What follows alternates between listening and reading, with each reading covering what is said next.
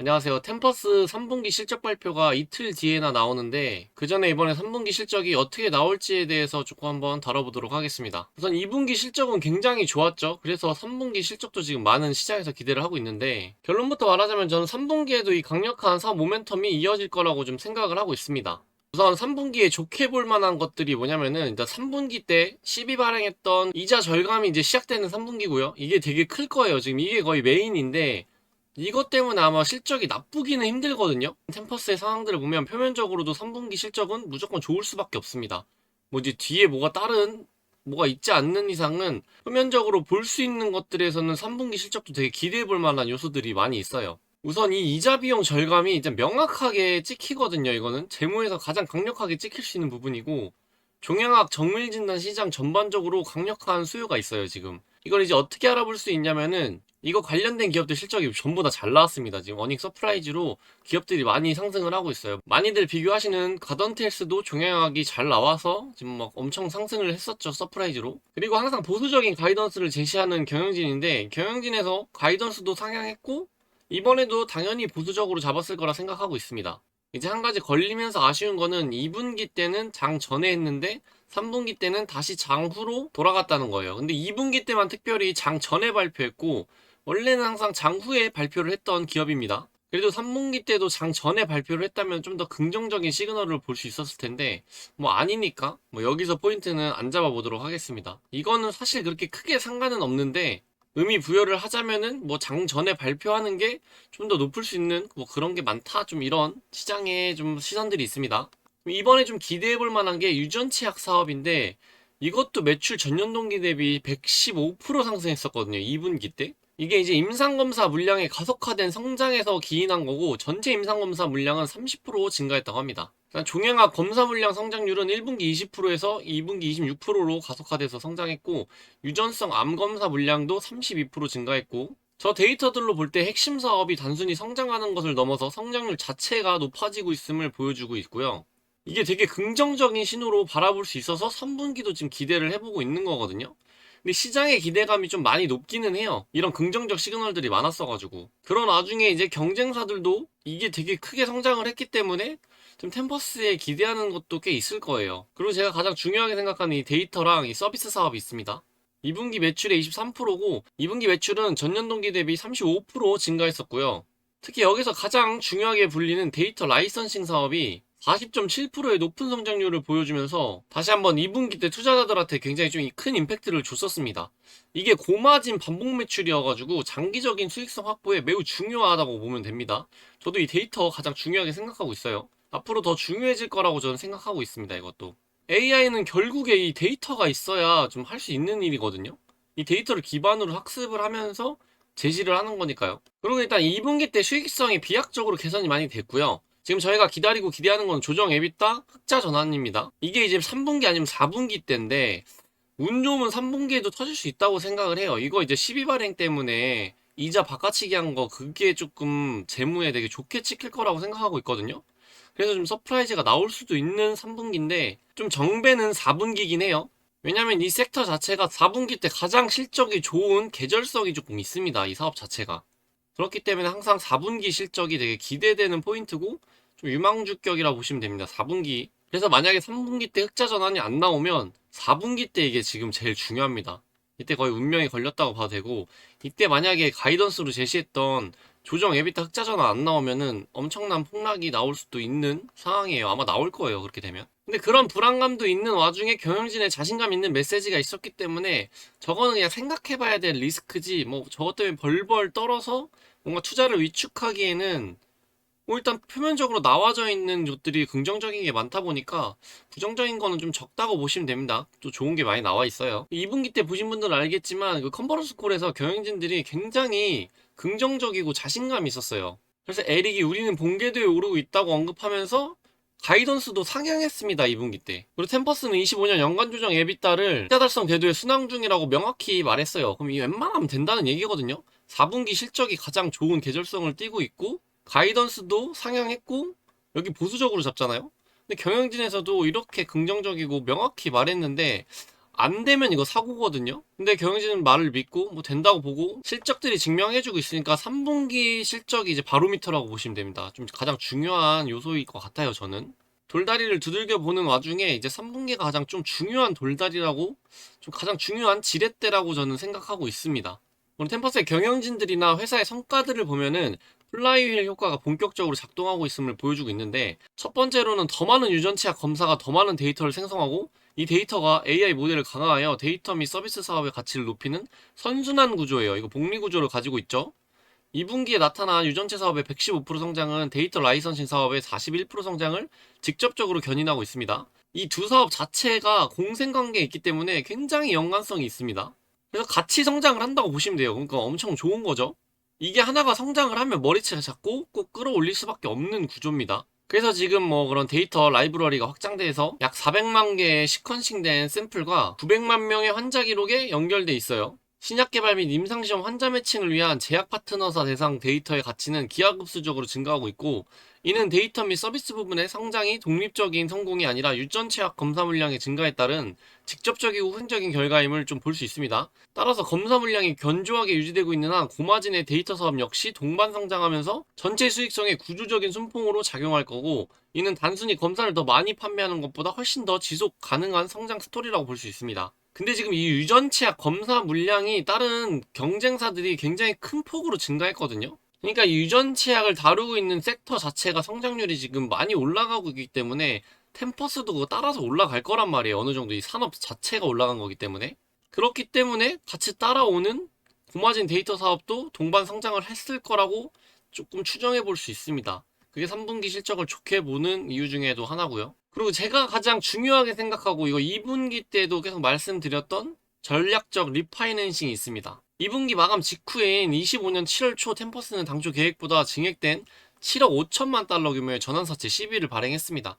되게 성공적으로 완료한 거고, 원래 계획했던 금액보다 더 많이 올렸어요. 그러니까 이걸 단순하게 얘기해보면 템퍼스라는 회사가 굉장히 좋으니까, 성장성도 좋고 앞으로도 잘 될 거니까 너도 나도 돈을 빌려준다 한 거예요. 너네한테 투자할게, 돈 빌려줄게, 받을 수 있고 자기들한테 무조건적인 수익을 안겨줄 수 있는 시스템이기 때문에 돈 많으면 안 빌려줄 이유가 없거든요. 그래서 이 채권은 일단 장기 채권이거든요. 뭐 그렇게 완전 장기는 아니지만 2030년까지 확실히 만기가 여유가 있어요.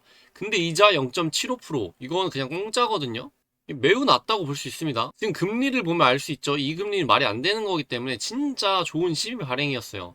그래서 그때 시비 발행으로 굉장히 큰 충격으로 하락했을 때 저는 추가 매수하고, 매수하는 것도 좋아 보인다, 나쁜 시비가 아니다 라고 계속 말씀을 드렸던 이유도 이런 것들 때문에 그렇습니다. 이 발행을 한 목적 자체가 기존의 고금리 대출을 갈아치우는 거거든요. 그러니까 대출 갈아타기라고 보시면 됩니다. 많이 아시는. 그래서 훨씬 낮은 금리 부채 상품으로 대체하는 거고, 남은 현금으로는 이제 갖고 있는 거죠. 어디 쓸 데가 있을 거라 생각하고, 뭐 M&A라든지 필요한 곳에 잘 쓰면 되게 좋은 CB였다고 저는 생각을 하고 있습니다. 아직도. 그때도 처음에 나왔을 때도 그렇게 받고 지금도 뭐 변함은 없습니다. 아직 쓴 건 없고 일단 대출만 갈아치웠으니까요. 그 갈아치운 게 되게 단기채고 고금리예요.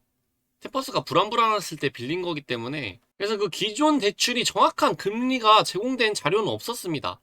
근데 템퍼스와 같이 수익성 전환 이전 단계의 성장 기업들은 통상 한 자릿수 후반에 두 자릿수 초반 높은 유효 이자율로 자금을 조달하는데, 보수적으로 기존 부채의 유효 이자율을 8%로 가정하고 그 효과를 추정할 수 있는데, 연간 절감액은 5,440만 달러입니다.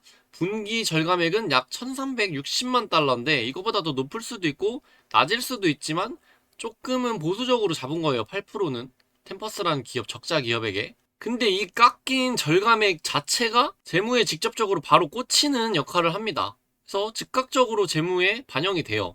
이게 3분기부터 시작됩니다. 2분기가 딱 끝난 시점에서 발행해서 빌린 거니까요. 그래서 약 1360만 달러의 세전이익 개선 효과는 25년 3분기부터 손익계산서에 직접적으로 반영될 거고, 이 단일 거래가 갭 EPS에 미치는 영향은 현실적으로 달성 가능한 어떤 운영상의 개선 효과보다도 훨씬 크다고 볼 수 있습니다. 여기서 현금 이자 지급의 감소는 프리캐시 플로우를 직접적으로 개선하여서 회사의 운영 활주로를 연장하고 단기적으로 추가 자금 조달 리스크도 줄여줍니다.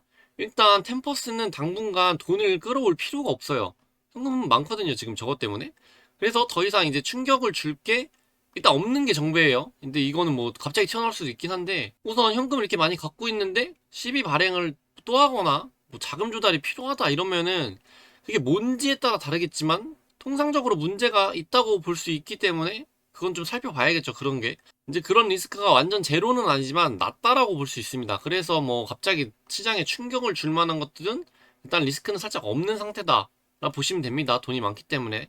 그래서 추가 유증이라든지 뭐 시비 발행이라든지 뭐 시장에 충격을 줄 만한 그런 행동은 나오지 않을 거라고 보는 게 타당합니다. 그리고 기업들은 보통 미래 주가 상승에 대한 자신감이 있을 때 전환사채를 발행하고 주가 자체가 84.19달러 이상으로 상승해야 회사 입장에서 자본 조달 비용이 저렴해지기 때문인데, 아까도 말씀드렸지만 이거는 원래 4억 달러에서 6억 5천만 달러로 늘어난 금액이에요. 처음에는 4억 달러를 이제 좀 빌려줄 사람 이랬는데 몰리다 보니까 6억 5천만 달러까지 갔고, 여기에 초과 배당 옵션 행사까지 포함해서 7억 5천만 달러까지 증액되었고, 그 의미는 채권 시장에서 투자자들의 매우 강력한 수요를 방증해줬고 좀 안정감 있다 이런 신호입니다. 이게 2분기 실적 발표 바로 하고 나와서 이제 충격을 줬는데, 왜 이제 올라가야 될 타이밍에 이런 거 나와서 끄집어 내렸냐 했는데, 2분기 호실적으로 통해서 이제 증명을 한 상태에서 아마 받고 싶었나 봐요, 회사는. 이제 이게 악재라고 말했지만 표면적인 악재지, 이런 시비 발행은 악재가 아니라 호재로 볼 수 있는 경우가 많습니다. 시간이 지나고 보면 내용이 좋잖아요. 시비가 다 나쁜 게 아니고 내용 따라서 많이 달라집니다, 이거는. 그래서 이제 회사가 벤처 스타일 고비용 부채에서 벗어나서 우월한 입장에서 성숙한 공개시장 자금 조달로 전략적 전환을 이뤘음을 의미해 주어서 한 단계 조금 안정적인 기업으로 거듭난 2분기였다라고 볼 수 있습니다. 그리고 이제 며칠 전에 나온 가던트 헬스, 여기도 어닝 서프라이즈로 뭐 거의 주가가 그날 30%막 이렇게 올랐었죠. 그래서 지금 액체 생건 및 종양학 진단 시장이 호황을 누리고 있어서 템퍼스도 이거에 영향이 없다고 볼 수는 없습니다. 같이 하고 있는 거기 때문에 같이 성장했을 거라고 지금 예상하고 있어요, 저는. 그래서 3분기 실적 때 저 재무적인 시비 발행 하나만으로 이걸 너무 긍정적으로 보기에는 좀 그런데 저는 생각을 했는데, 여러 다른 기업들 실적 나온 거 보니까 기대해볼 법하다라는 생각을 했습니다. 지금 종양학 부분에서 3분기 때 검사 물량이 40%나 급증해서 31% 성장했다고 합니다. 그리고 가던트 헬스도 매출 가이던스가 연속으로 상향 조정됐다고 합니다. 템퍼스도 3분기 때 한 번 더 상향을 해줬으면 좋을 것 같긴 한데, 이미 상향을 조금씩 해왔던 기업이기 때문에 바램이긴 해요. 그리고 일루미나도 실적이 잘 나왔어요. 그래가지고 전반적으로 이런 템퍼스와 같은 결을 좀 다른 기업이긴 해요. 일루미나나 가던트는 이제 템퍼스와 비교하기에는 그냥 저 같이 하고 있는 게 있으니까 비교를 하는 거지, 완전히 두 개를 VS로 놓고 보기엔 전 템퍼스가 좀 더 우위에 있는 기업이다라고 생각을 하고 있습니다. 템퍼스가 하는 부분 하나 중에 이제 껴있는 기업들인데, 이제 그거를 실적을 비교하기 위해서 갖고 온 거예요. 근데 뭐 시장에서는 경쟁 산업으로 보고 있으니까 그렇게 보는 게 타당하겠죠. 제 개인적인 생각이었습니다. 그래서 일단 이 산업 자체, 이 섹터 자체의 상승이 돋보이기 때문에 3분기 충분히 기대해볼 법하다고 생각합니다. 그럼 이제 실적 발표 때 주목해야 될 지표들을 좀 보자면은, 종양학 검사 물량 성장률입니다. 이게 가장 중요한 단일 운영 지표인데, 2분기에 26%에서 가속화되었는가, 가던텔스의 40%와의 격차를 좁혔는가 정도 보면 될 것 같고, 25% 미만 성장률은 실망을 안겨줄 수 있습니다. 그래서 이게 좀 증명을 해줘야 되는 부분이긴 해요. 뭐 다른 게 더 성장해서 커버가 될 수도 있겠지만 중요한 지표라고 볼 수 있습니다. 데이터 및 서비스 매출 성장률 약 40%의 성장률을 유지했는가? 이제 이게 장기적인 마진 스토리를 검증하는데 핵심적인 요소라고 볼 수 있습니다. 저는 이걸 훨씬 더 중요하게 생각하고 있기 때문에 제가 좀 더 기대하는 실적들은 이 데이터에 있습니다. 앞으로 더 중요도가 높아질 거라고 보기 때문에 이게 어떻게 성장하고 있느냐가 저의 투자 포인트긴 해요, 저는. 그리고 4분기 및 연간 가이던스, 경영진이 연간 가이던스를 다시 상향 조정할 것인가, 이거에 대해서 저는 조금 긍정적인 시선은 아닙니다. 안 될 거라고 보고 있어요. 해주면 진짜 땡큐긴 하죠. 근데 이미 제가 알기로 두 번이나 상향을 했거든요. 근데 다른 경쟁업체들이 지금 너무 실적이 좋다 보니까 어떻게 보면 될 수도 있지 않나 싶기도 하고 그렇습니다. 그래서 4분기 전망은 매우 중요한데, 26년에 대한 언급이 있다면 이제 중요한 촉매제가 될 수 있습니다. 그리고 이제 컨퍼런스 콜에서 경쟁 관련 언급인데, 경쟁 환경과 시장 점유율에 대한 직간접적인 언급에 귀를 기울여야 되는데, 이 이야기는 2분기 때도 한번 나왔었거든요. 근데 경영진들은 이제 경쟁이 없다고 했습니다. 자기들과 직접적으로 경쟁할 수 있는 부분은 없고, 경쟁이나 시장이 위축돼도 자기들이 오히려 돋보여서 올라갈 수 있다 라는 자신감을 보여줬기 때문에 이번에도 계속 유지되지 않을까 싶습니다. 그래서 컨퍼런스 콜에서 내부자 매도 관련 언급인데, 이거 직접적으로 다뤄질 가능성은 낮은데 뭐 질문할 수도 있어요. 애널리스트가 왜 자꾸 파냐 이런 건데 아마 경영진의 답변은 똑같을 거예요.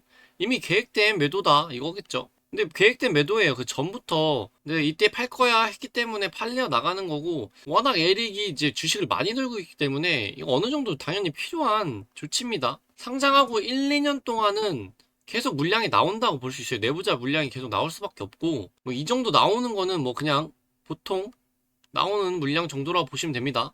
그렇게 크지도 그렇게 작지도 않은 그리고 앞으로 계속 나올 이슈입니다. 이건 내부자 매도는 3분기 실적 예측 요약을 해보자면은 템퍼스의 3분기 실적이 전환사채 리파이낸싱에 힘입어 순이익 기준으로는 어닝 서프라이즈를 기록할 것이라는 높은 확신이 좀 있고요.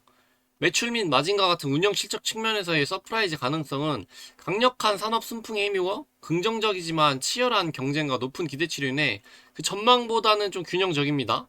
그래서 일단 어닝 서프라이즈는 좀 기대하고 있는데 뭐 성장률에서 실망감이 있을 수도 있다라는 생각은 하지만 이것보다는 그냥 전체적으로 서프라이즈 나와서 잘 나올 거라고 저는 생각하고 있습니다. 이게 그냥 뭐 물 떠놓고 기도하는 게 아니라 계속 제가 말씀드렸던 저런 부분들로 인해서 높을 거다라고 예상할 수밖에 없죠. 표면적으로 나와 있는 게 그러니까. 근데 아시겠지만 이 실적 발표 예측이라는 게 뭐 애널리스트들이나 기관에서도 대부분 다 틀리고 엔간해서 맞추기 힘들고 뭐 이렇게 됐다 저렇게 됐다 뭐 그거이기 때문에 저의 기준점인 거지 뭐 당연히 틀릴 수도 있고 맞출 수도 있는데 뭐 저런 기준을 가지고 저는 긍정적인 실적을 예상하고 있다고 말씀드리는 겁니다. 뭐 지금까지는 저런 근거들을 토대로 저 혼자 실적을 했었을 때는 다 맞았었어요. 지금까지는 뭐 템퍼스가 계속 실적이 잘 나와주기도 했고 근데 이미 그런 표면적으로 나와 있는 그런 정보들만 가지고 봤을 때는 높을 수밖에 없는 환경이기 때문에 뭐 좋다고 서프라이즈를 예상하는 게 주주로서 어거지가 아니라 정상 범주기는 합니다. 그래서 전 3분기도 어닝 서프라이즈로 잘 나오면서 진짜 좋으면 3분기 때 이제 조정 에비타가 흑자 전환이 될 수 있지 않나 싶습니다. 이거 터지면 150불 정도는 가지 않을까 싶어요. 120, 30불은 당연히 가지 않나 싶습니다. 이 흑자 전환기로 돌아서면서. 근데 또 뭐 그러다 조정받고 올라가고 뭐 이런 식으로 나오겠죠. 뭐 이제 리스크는 이제 가이던스 축소라든지 뭐 매출의 저하, 뭐 성장성의 저하라든지 뭐 이런 새로운 뭐 악재가 터지지 않는 이상은 3분기도 긍정적으로 보고 있기 때문에 내일 모레 이제 장 끝나고 같이 한번 잘 보고 나오는 대로 영상 또 따로 찍어서 만들어 올리도록 하겠습니다. 제발 템퍼스도 3분기 실적이 잘 나와서 다른 기업들 마냥 좀 펌핑이 됐으면 좋겠네요. 일단 이번 주는 주간 뉴스를 올리려고 하다가 자료는 모아놨는데 이게 3분기 실적 발표 끝나고 난 다음에 그냥 합쳐서 영상을 올리는 게 나을 것 같아서 멤버십 영상만 올리도록 하겠습니다. 실적 발표 전에는 딱히 중요하게 다룰 뉴스는 없고 뭐 어디 참가하거나 뭐 이제 뭐 그런 이야기들이 좀 대체로 있기 때문에 실적 발표가 끝난 다음에 다루도록 하겠습니다. 합쳐서 다루던가 뭐 나눠서 다루던가 해도 실적 발표가 나온 다음에 다뤄보도록 하겠습니다. 항상 멤버십 유지해주셔서 감사하고 관심 주셔서 감사합니다.